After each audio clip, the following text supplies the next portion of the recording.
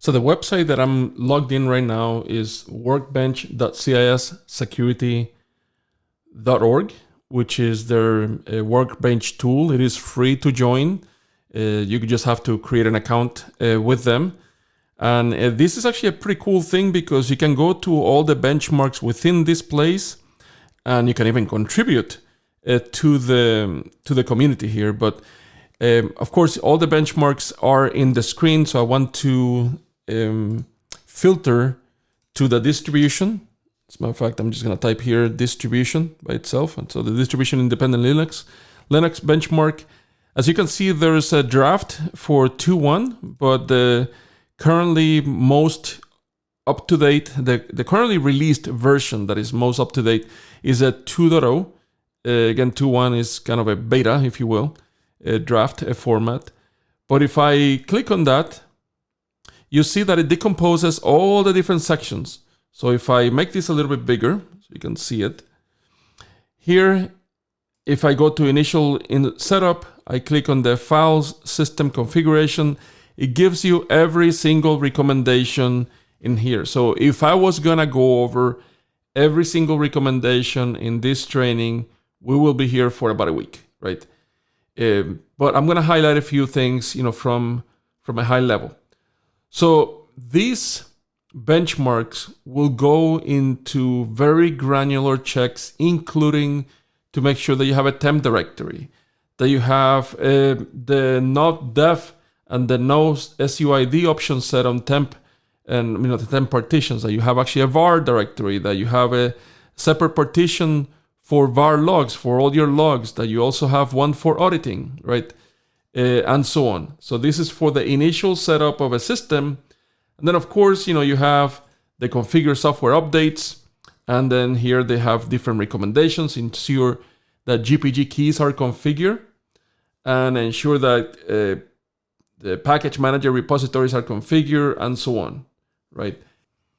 Let me explain what GPG stands for. GPG stands for GNU-PG, and GNU-PG is basically an open alternative to Pretty Good Privacy, or PGP, which is a commercial trademark by Symantec.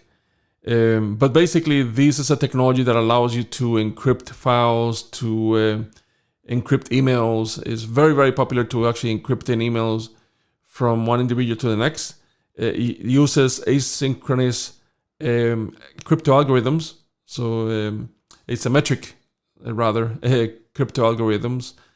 And basically, it's a very, very, very popular package for many other things other than encryption, also to verify data, to sign commits in GitHub, and in this case, of course, to make sure that all the packages that you're receiving from a provider, whether it's Ubuntu, Red Hat, SUSE, and so on, they are indeed legitimate. They haven't been modified. So in other words, is to verify the integrity of the files that you're actually consuming. So of course they have, other things like file system integrity checking. If you click on that, it goes over different types of recommendation, including recommendations for different appropriate package manager, depending on your distribution, whether you're using Yum base or DNF or apt-get instead of DB, in the case of Debian, Zipper, Emerge, the list goes on and on, right? And then secure boot. Secure boot is something that not only, different endpoints, they, and whenever I say endpoints, whether it's your laptop, your desktop machine, or a server, they support, but basically it's supported in pretty much all the different architectures nowadays, even for embedded devices, for example, even routers like Cisco routers and so on. So secure boot is something that is configured, and it typically uses hardware within your system to verify the integrity of the operating system that you're loading, right? Even before, of course, it loads the operating system. That's why, the word secure boot.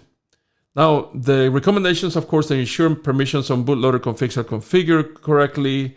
A bootloader password is set. Authentication is required for single user mode, and also to ensure that interactive boot is not enabled, right? Now, they also have process hardening for non-execute support, and also to make sure that things like address space layout randomization or ASLR is enabled.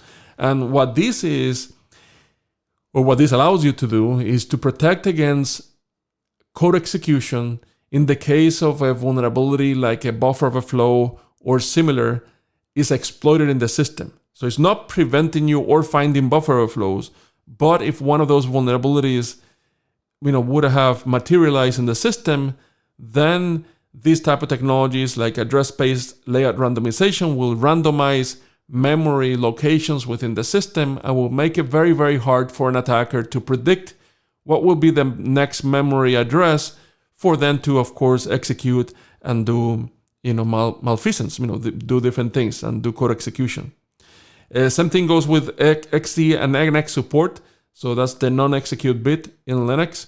And also to make sure that core dumps, so core dumps are memory dumps that are restricted to administrators, right? So because a security researcher or an attacker can take advantage of these features as well to gather additional data of the system and, of course, to create exploits in the case they find vulnerabilities. Now, you also have mandatory access control. We're going to go over SE/Linux and AppArmor in a lot more detail later in the course, but very, very short. Mandatory access control, they provide additional layers of security by enhancing, or I would say expanding, the policies and the controls that you have outside of the normal discretionary access control in a Linux system. If you're not sure what discretionary access control in a Linux system is, let me explain right now. Discretionary access control is a type of access control that is enforced over all subjects, that means users or programs and objects in a system. The perfect example of this is Linux file permissions and the permissions that you set in a Windows machine. And we will get into that in more detail in a few seconds. Now, that specifies that a subject who has already been granted access in a system can do any of the following: either pass information to other subjects or objects. So again, anytime that I set subjects, that mean other users or an application or a program. Then granting permissions to other subjects, changing the security attributes in a system, and then changing the rules governing the access control.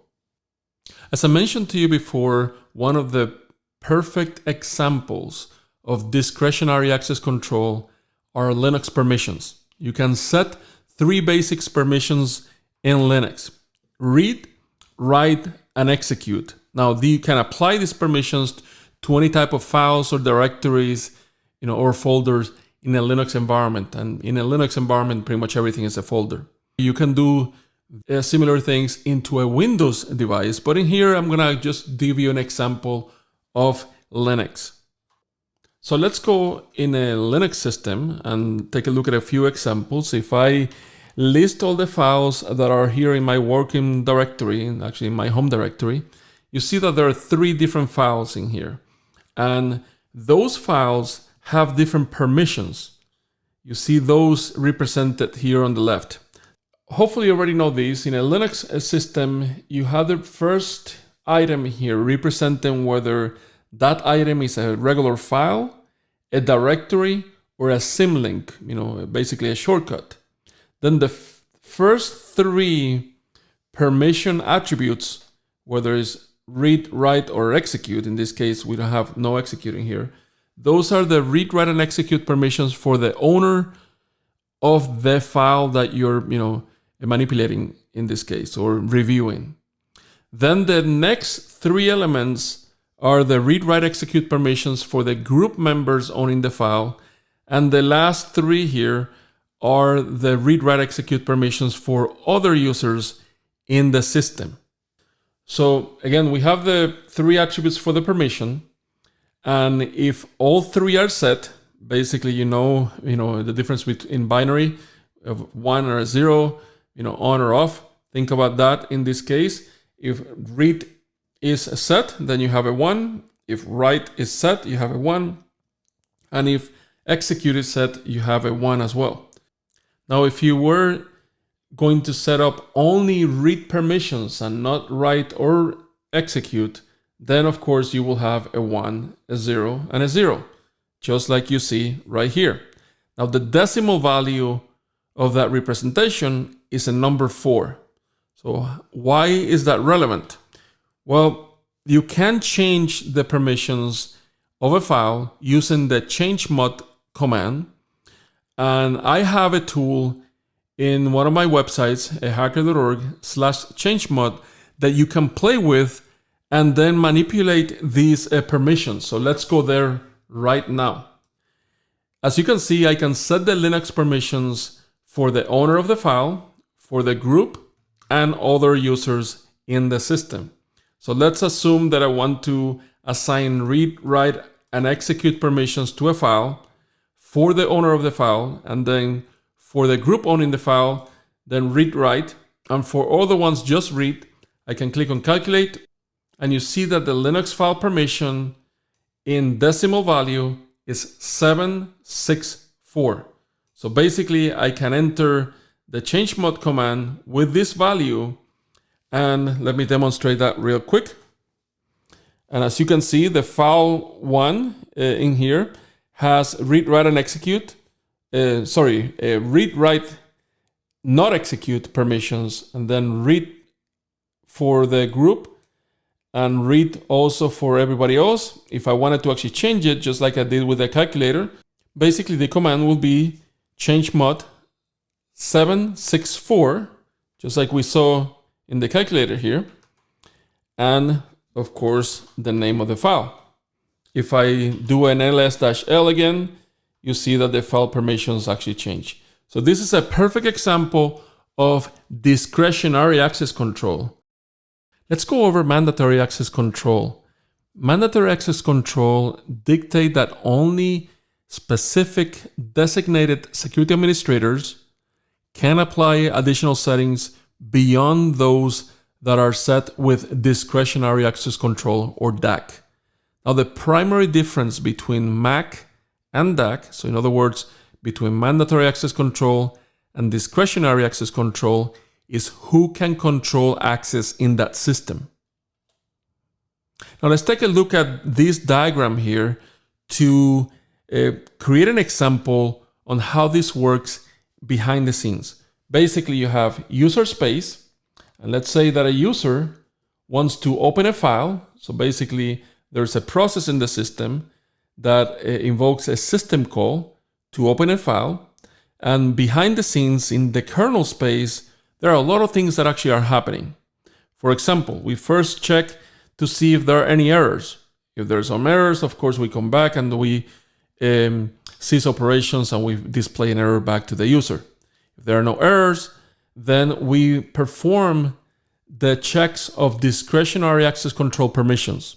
If those permissions are okay, and if there's an LSM or a Linux security module enable, then we actually perform those checks.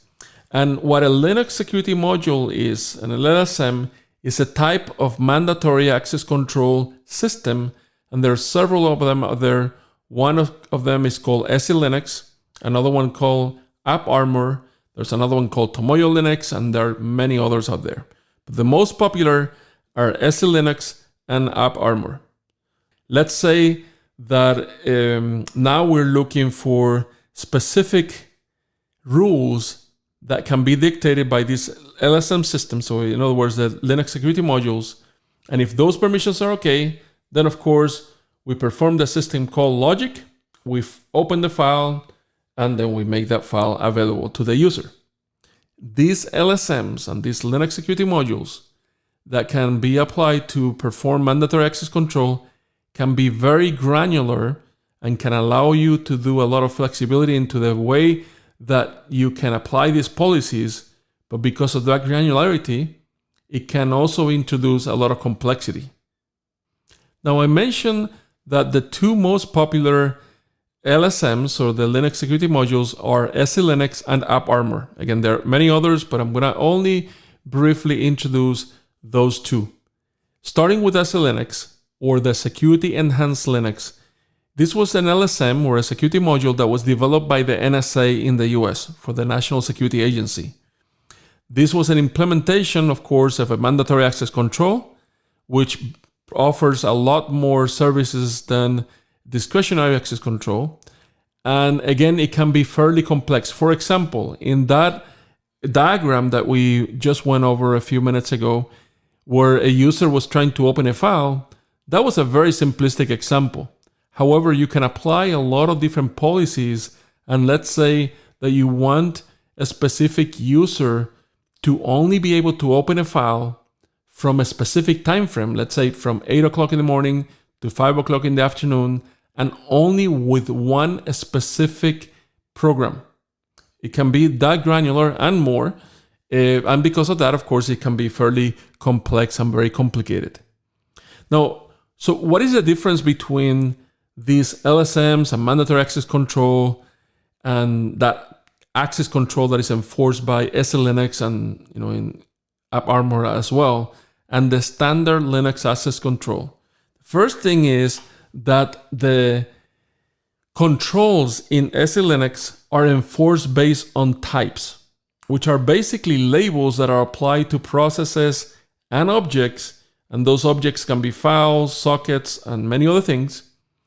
And secondly is that you can apply multiple levels of security. This is similar to government models of confidential, secret, and top secret access. At the end of the day, this was actually created by the US government. So of course, one of the use cases was to apply those multiple levels of securities so that processes that belong to a lower level cannot read files written by processes of a higher level. For example, a top secret process could write to a file, let's say in a temp directory, even if the file was actually configured with a discretionary access control permission of, in this case, this is a command change mod 777, basically read, write, and execute permissions. However, a confidential process will still be unable to access the file, right? Because this was actually created by a top secret process or a top secret application or a program and so on. This is also known as multi-level security or MLS, and also is closely related to a concept called multi-category security. Now, as you can see, this can be very complex. There's another alternative called AppArmor. That's another Linux security module. And again, it is enforcing mandatory access control permissions in the system, but it's much easier to implement and is less complex behind the scenes.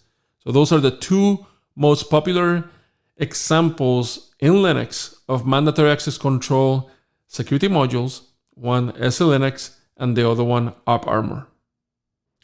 So going back to the workbench here, to the CIS workbench, there are many other Linux or distribution independent Linux benchmark items in here.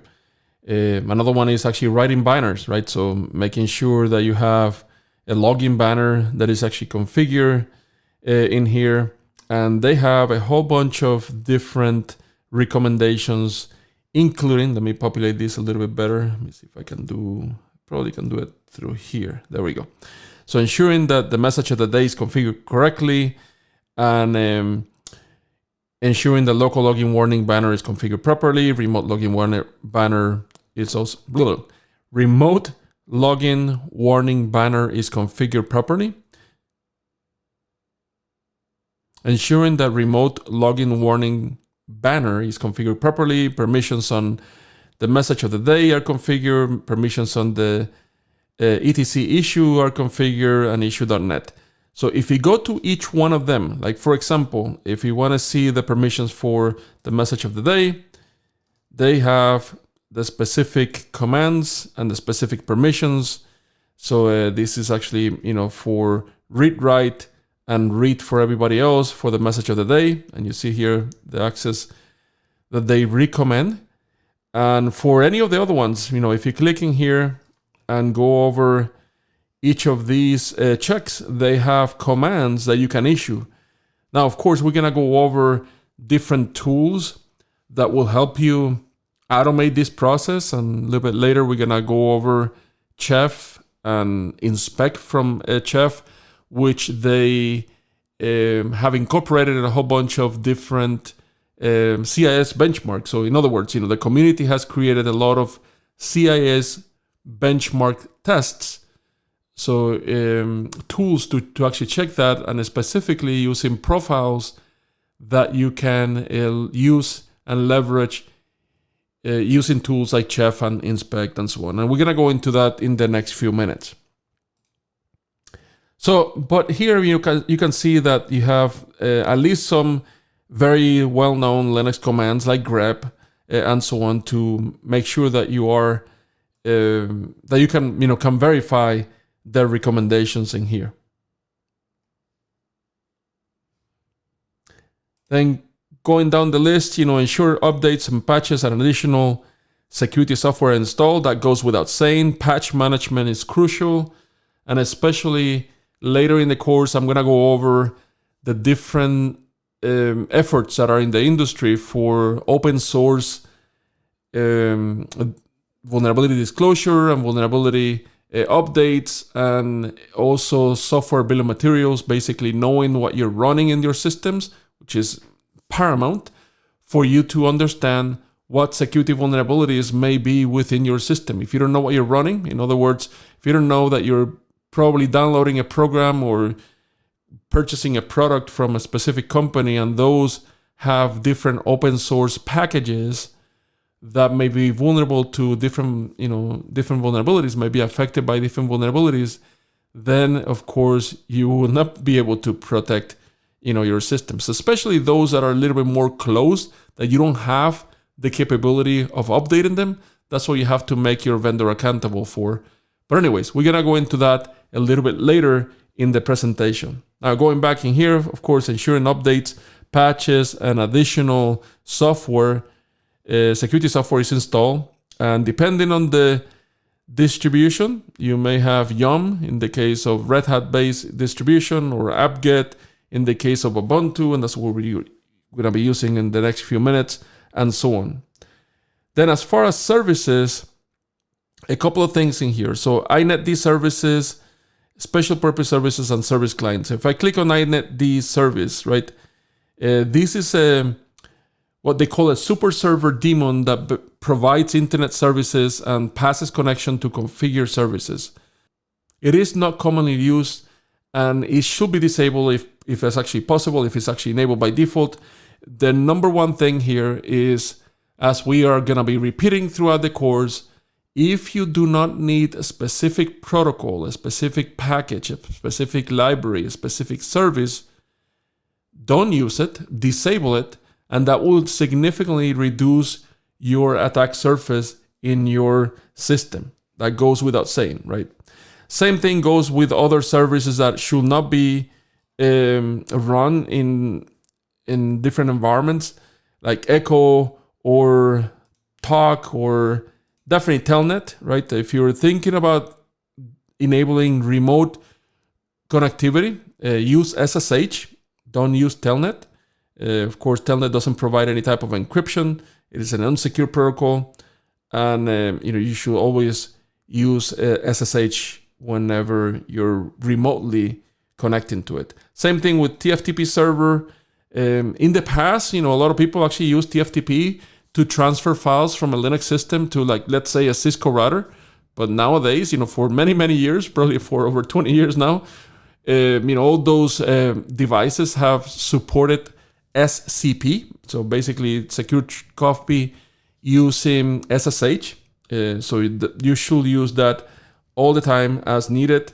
Now, related to special purpose services, they actually have things around time synchronization and a lot of different recommendations depending on your implementation. You may or may not need some of these, right? So if LDAP is enabled by default and you don't need LDAP, then disable it. Ensure that the DHCP server is not enabled in a machine that is probably an endpoint and should not be acting as a DHCP server. Same thing for like mail servers or Samba and so on. And by default, of course, if you just install, let's say, Ubuntu or Mint, Linux Mint, or like, I don't know, Debian, Red Hat, all those services should be disabled by default anyways, right? But depending on your implementation, of course, this is an environmental factor, right? So again, if you do need an LDAP server, then of course you're not going to disable it, you're going to enable it. So it goes without saying in there, pretty self-explanatory. Now, related to service clients, basically same thing. Make sure that don't have Telnet enabled, don't have Talk enabled, don't have remote SH or remote shell enable. NIS clients is not installed. If you're using LDAP, if you're using NIS, shares, and of course, you have to have a client in those scenarios, but by default, in most cases, you will not have it enabled anyways. Related to network configuration, you have several things in here. So network parameters, making sure that IP forwarding is disabled, ensure packet redirect sending is disabled, ensuring that different additional network parameters like route D are not accepted, ICMP redirects are not accepted, and so on. Now, a lot of these, again, they come disabled by default. So whenever we go over the tools to automate this, because doing these manually, doing all these checks manually will take a significant amount of time. And luckily nowadays we have basic tools that can allow you to run all these checks. Now, if you're using distributions that are hardened already from the cloud, and we're gonna go over Amazon Linux and several other ones out there, right? So some of those hardened images, base images, they already have these checks. They have gone through these checks and they have disabled all these services and so on, right? Same thing goes, going down the list, TCP wrappers, uncommon network protocols, making sure that like DCCP is disabled or SCTP is disabled, right? And you may not even recognize this, like Datagram Congestion Control Protocol, right? It's a layer 4 transport layer protocol that supports streaming, right? And telephony. So unless you're creating a new IP phone, then you should probably not need this, right? Or if you probably are creating a software-based phone, that uses some of these legacy protocols, then you should disable them, right? Whenever it comes to firewall, they include IP tables, like IP6 tables, IP tables for IPv4, and so on. There's also the uncomplicated Linux firewall. Now, the uncomplicated Linux firewall, let me go to this website real quick. This is from Ubuntu, from their wiki. It is not only supported in Ubuntu, but it's supported pretty much everywhere. The package or command is UFW. Let me make this a lot bigger here so you can see. And then you can enable that, right? That's an alternative to IP tables. Actually, behind the scenes is actually using rules that can be implemented with IP tables and net filters and so on. If you go to my GitHub repository and you go under cheat sheets, I have a cheat sheet for the uncomplicated uncomplicated firewall. Here, it's a markdown page or a markdown document. If I click on that, it has information on how to install it. This is not available in CentOS, right? Although you can actually install it from source, just like I have in here. This is an example how you install it in Debian or Parrot, Kali, Ubuntu, and so on. And then you can check the status using the status command. And then, of course, if you have active firewall rules, you will see them down below, just like you see here. And then you can enable or disable the firewall by using the enable or disable keywords. You can delete rules by using the delete command. And especially, it is a good idea to have a way to identify the rules using numbers, right? So numeric value here, and pretty simple. We want to delete the second rule here, and we use the UFW delete 2 command. And again, I'm not going to go into every single one of them in here, but I have examples of running specific rule, creating specific rules for services that you may be running, including SSH, HTTP, HTTPS, and so on. A little bit more complex usage as well by allowing or disabling specific ports and numbers, like in this case, a port 45 on TCP. You can do the same thing with UDP, allowing a specific host like 192.168.1.1 on port 62, and only allowing the local interface or the local loopback, and so on. So definitely take advantage of these for you to become familiar with Linux firewalling. But going back, they actually check for IP tables. You can again use the uncomplicated firewall. There's also firewall D, but those are the two most popular, right? Then, of course, if you're enabling or if you are running IPv6, don't disable it, right? But if you're not running IPv6, it is a good idea to disable IPv6, and they have the information here on how you can check whether it's enabled or not. Then something extremely important, logging and auditing, right?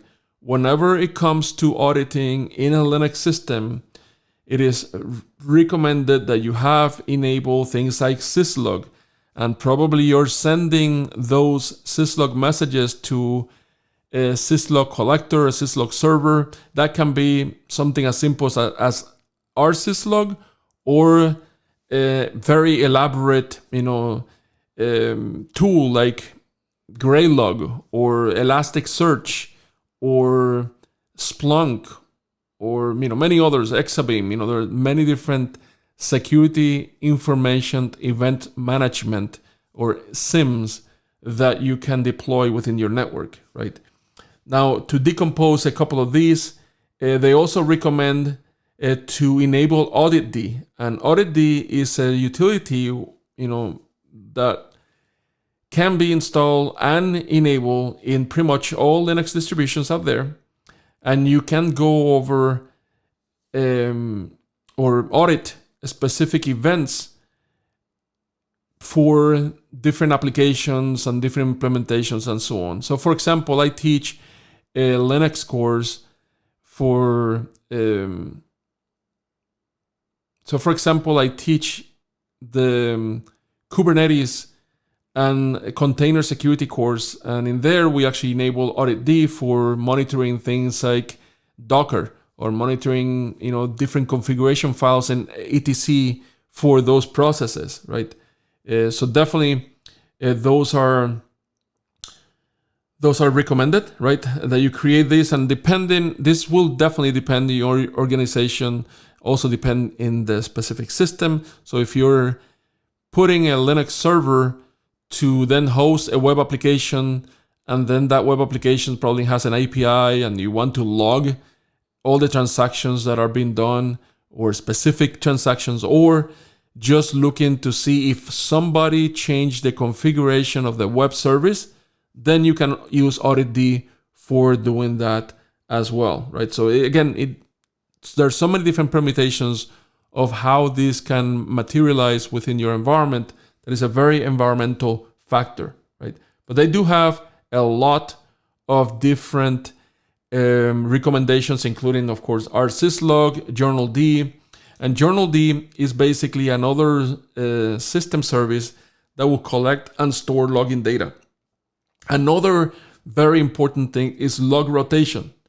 Log rotation is very important because, of course, if you're logging a lot of different messages, a lot of events in your system, and you let that logging go on for weeks, months, years at a time, and then if you don't delete those logs or you don't rotate them, of course, you're going to run out of disk space, right? So there's a lot of different also environmental factors in here that can dictate how long you will keep the logs for, right? You may be under a specific regulation that they may ask you to keep the logs for, I don't know, a year, 2 years, a month, 2 months, depending on your corporate policy and in your environment. But log rotation definitely is actually something that that you need to pay attention to. Now, of course, this is log rotation within the system itself. If you're sending messages and syslog messages to a remote server, and now you, of course, in there you have more storage, more ways that you can correlate those logs and so on. That's a different scenario, but I'm talking about log rotation within the system itself, and that is located within the etc directory. All the configuration files are most definitely, located in etc. A lot of people call it etc. And then log rotate, right? And for syslog is one in there. Logrotate.conf is for the generic, system logs as well. Now, moving on to access authentication or authorization, making sure that, of course, cron is configured for any type of automated tasks. SSH server configuration, PAM. And as a matter of fact, PAM stands for Pluggable Authentication Modules, right? This is a service that implements a module authentication within a Linux system, basically how you put your username and password, right? You can use, actually, I should not say you can. You must use nowadays multi-factor authentication in a production environment, in something that you want to really protect. Don't rely only on username and some passwords. Now, the CIS benchmarks in here don't go over the multi-factor authentication configurations in here. This may be dependent on your environment, many different forms, whether you're using something like Okta or something like Duo, right? Where you have an application in your phone to verify your identity, so for that multi-factor authentication. And as a matter of fact, Duo has, and let me actually go to that site right now. So if you go to duo.com, and I'm not trying to sell you anything, this is completely free. As a matter of fact, you can have up to 10 users in the dashboard here for free. But you can actually go through a walkthrough video that they have on how to enable SSH and authentication, for multi-factor authentication in a Linux system, right? And they have information about the different types of Linux flavors, whether it's Ubuntu, Debian, and in this case, these are the dependencies and the prerequisites that you need in order to enable. For example, OpenSSL and zlib, pretty self-explanatory. And then again, that video actually goes over every single transaction, every single command that you have to do, but they also have it documented down below. And again, if you want to do this in CentOS, in Fedora, Ubuntu, Red Hat Enterprise Linux, Debian, and so on, they have all that information there for you, right? So that is outside of PAM, just normal PAM configuration that CIS benchmarks are actually looking for, but how to enable multi-factor authentication in a Linux system for free using the Duo application. Then you also have user account environments, like the setting the shadow password suite parameters, ensuring that system accounts are enabled and in some cases are actually secure, right? Ensure root login is restricted, right? And then under system maintenance, you have several items in here. One is around system file permissions. You see here they have a lot of different ones, like from etc password to shadow or gshadow. And then they also have a section for user and group settings, basically making sure the password fields are not empty, there are no legacy entries for the shadow, the password files, the group, parameters, and so on. So all these are very, detailed, but needed, hardening techniques for a Linux operating system. And again, these are distribution independent. These doesn't matter if you have Ubuntu, doesn't matter if you have CentOS, if it doesn't matter if you have SUSE, Red Hat Enterprise Linux, and so on. These apply to all Linux systems. There are many tools that help you run the CIS distribution independent Linux benchmarks. One of my favorite ones is basically an inspec set of scripts. If you're familiar with Chef, Chef has a utility or a module called inspec. And in this case, you can run something like this. Basically, you can go to the GitHub for DevSec.